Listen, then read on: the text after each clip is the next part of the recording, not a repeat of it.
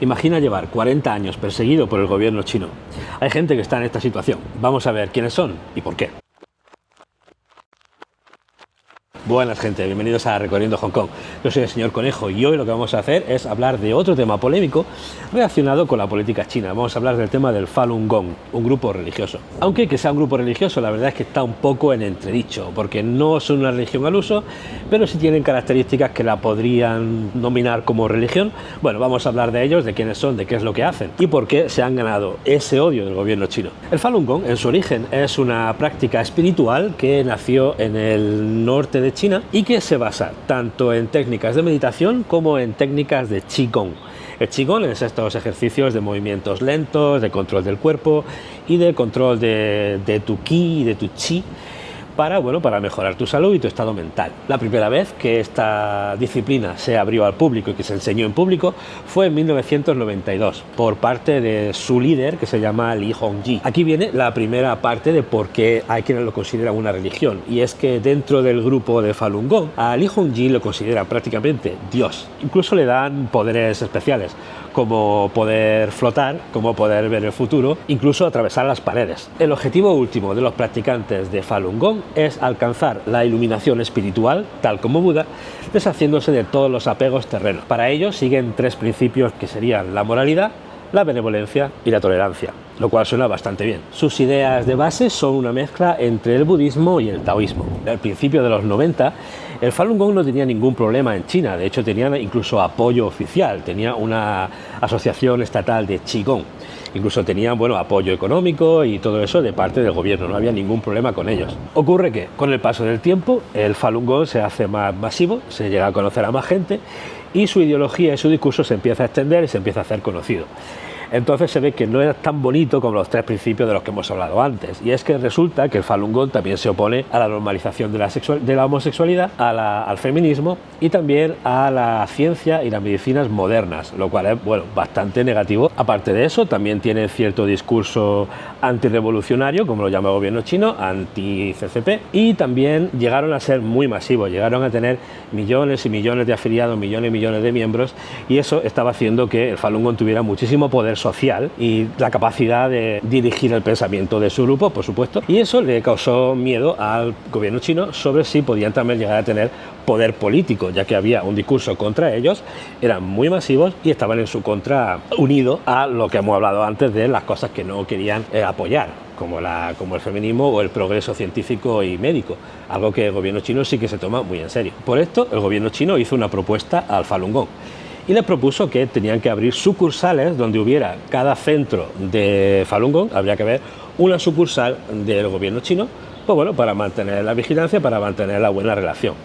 El Falun Gong se negó a esto, dijo que no, e incluso retiró la asociación de Qigong estatal de la que hemos hablado antes. A partir de este momento empieza, la guerra entre los dos grupos, empieza la guerra de China contra el Falun Gong. En este momento el Falun Gong tenía unos 70 millones de miembros y el departamento de propaganda del gobierno chino empieza en acción, empieza a hacer publicaciones, empieza a hacer noticias hablando mal del grupo, y también prohíben la publicación de libros y medios del Falun Gong. Incluso hasta el año 2002, así de tarde, se registra que se han ido destruyendo publicaciones del Falun Gong, quemando libros o aplastándolos con apisonadoras o cualquier otro método. En 1999, en la ciudad de Tianjin, cerca de Beijing, hay una sentada a la que el gobierno responde arrestando a todos los miembros con bastante violencia, una violencia que era innecesaria para lo que estaban haciendo. Esto solo provoca que vayan a Pekín, a Beijing, unas 10.000 personas a Zhongnanhai, al palacio donde vive el presidente, y protesten allí. Y lo que querían era que suelten a los arrestados en Tianjin. Esto no acabó mal para el Falun Gong. Se reunieron con el ministro Zhu Rongji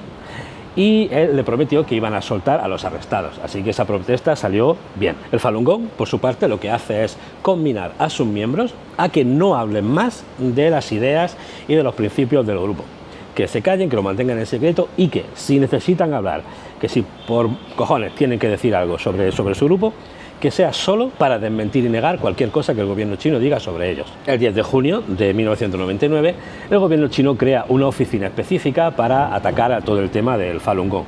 Es una oficina que se llama la 610, por supuesto como 10 de junio. Esto provoca varias protestas por todo el país. La oficina 610 se dividió en varias sucursales, se expandió por todo el país y lo que hacían, pues bueno, era recabar información sobre los miembros del grupo Falun Gong.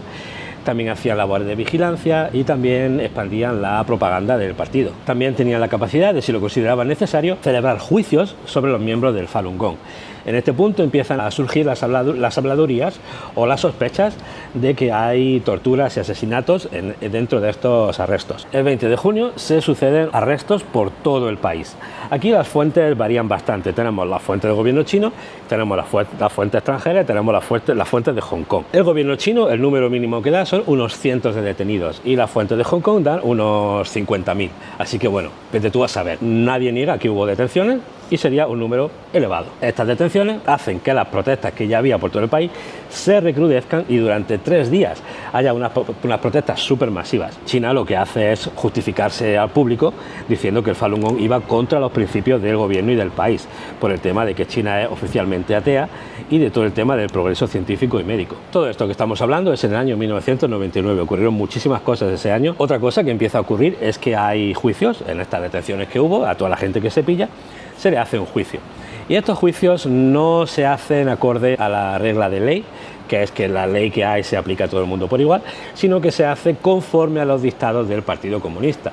Ellos dicen cómo hay que juzgar y qué pena hay que ponerle a los miembros de Falun Gong. Es decir, hay una normativa específica para ellos. Todo el tema de la propaganda, por supuesto, continúa. Incluso en las ciudades pequeñas, en los pueblos, el gobierno pone pequeños stands y pequeños puestos informativos para informar a la gente de por qué el Falun Gong es tan malo y por qué no tienen que estar en el país. Esto me hace recordar que cuando yo vine a Hong Kong la primera vez, en el año 2014 o algo así, porque yo me mudé a China en 2013 y cuando vine, de las primeras veces que vine a Hong Kong, antes de vivir aquí, yo veía a gente del Falun Gong haciendo sus mítines y sus pancartas y sus cosas. Hasta hace no mucho, el Falun Gong estaba permitido en Hong Kong. Lo que pasa es que, claro, con el paso del tiempo, con el aumento del poder de China en Hong Kong, también se ha aumentado esta censura y ya no se permite estar Falun Gong activo en Hong Kong. Nos metemos en octubre y en octubre es la primera vez que el gobierno utiliza para referirse a Falun Gong la palabra secta. La palabra secta es xiaojiao en chino, una secta como la entendemos nosotros de un grupo peligroso, radical, pequeño y extraño, ¿no? En el año 2001, 5 personas se plantan en Tiananmen, en Pekín, y se prenden fuego. Este acto, que no fue investigado por las autoridades chinas, el gobierno chino dice que eran 5 personas que estaban enloquecidas por las creencias del Falun Gong y que eran unos radicales. El Falun Gong dice que es un ataque de falsa bandera y que un acto así no está permitido por sus reglas. Pero bueno, ¿cuál es la visión de la gente de China en estos años de este conflicto? ¿Qué pensaba la gente de a pie de todo esto?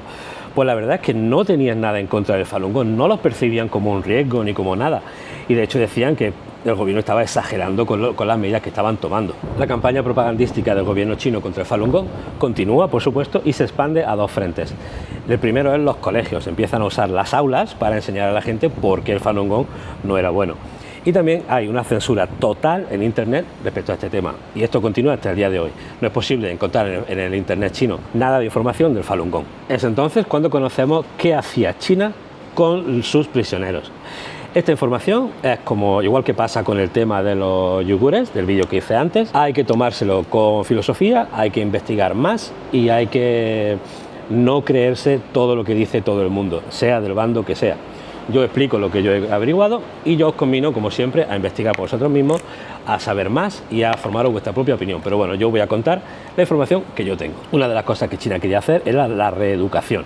Esto lo hacía pues dentro de las cárceles, dentro de los campos de trabajo forzados o dentro de centros especializados para esta función. También consta, o es bastante posible, que hubiera torturas para sacar información de los prisioneros para encontrar a otra gente o para encontrar a los líderes. Estas torturas pues se dice que podían ser desde abusos físicos de dolor hasta privación del sueño, privación de la higiene o amenazas a seres queridos. El Falun Gong dice que hay como mínimo unos 3.700 casos de asesinatos por parte del Partido Comunista a miembros del Falun Gong. Algunos ejemplos de ellos serían la chica Rao Gong Gong y también el muchacho Yu Zhou con su mujer Xu Na. El gobierno, por supuesto, niega estas muertes, niega tener nada que ver con estos fallecimientos y lo achacan pues a enfermedades, a suicidios o incluso a accidentes. En el extranjero, especialmente en Estados Unidos, empieza a correrse la voz de que el gobierno chino está utilizando a los miembros del Falun Gong para asesinarlos, sacarles los órganos y hacer trasplantes a gente que lo necesita por precios más baratos. Esta información ellos la apoyan con cifras de donantes,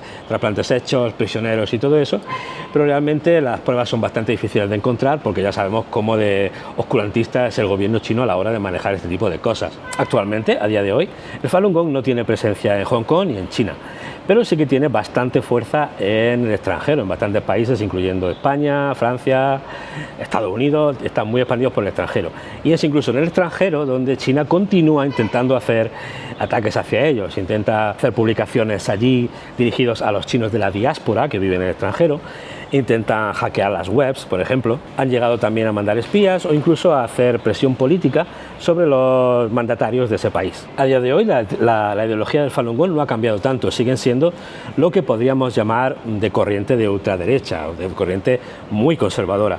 Incluso han llegado a mostrar apoyo a Trump, un apoyo bastante fuerte, se han mostrado reacios a las vacunas, por supuesto, incluso han llegado a formar parte de la teoría conspirativa QAnon. Es una teoría muy compleja, lo podéis buscar, pero también están metidos en ese embrollo. En la sociedad y en los medios también tienen bastante fuerza el grupo del Falun Gong. Y por ejemplo, tienen un grupo de baile que se llama Shen Yun, que lo que hacen es, bueno, actividades de baile muy bonitas, pero que acompañan con panfletos propagandísticos a su favor y en contra de China, y además utilizan historias tradicionales de China para crear la narrativa de sus bailes, pero modificadas para que se ajusten a su narrativa. También poseen su propio canal de televisión, el New Tang Dynasty Television, y un periódico que se publica en muchos idiomas, que se llama el Epoch Times. Las organizaciones internacionales del estilo Amnistía Internacional, Human Rights Watch o la ONU han pasado varias resoluciones y han sido muy vocales a la hora de mostrar apoyo al Falun Gong. Y desde que están en el extranjero hasta más o menos 2011, en 33 países, muchos miembros de Falun Gong se han querellado contra el gobierno chino por acusarlos de crímenes de lesa humanidad, de abuso de los derechos humanos y todo eso. Y algunos de esos casos, de hecho, incluso han ganado. Bueno, ¿y vosotros qué pensáis de todo esto? ¿Habéis oído hablar del Falun Gong antes? ¿Creéis que quizá tenía cierta legitimidad el gobierno chino a la hora de preocuparse por la ideología de un grupo así? ¿O quizá actuaron con demasiada firmeza y demasiada fuerza en su contra? Hacedmelo saber en los comentarios y nos vemos en el siguiente vídeo. Adiós.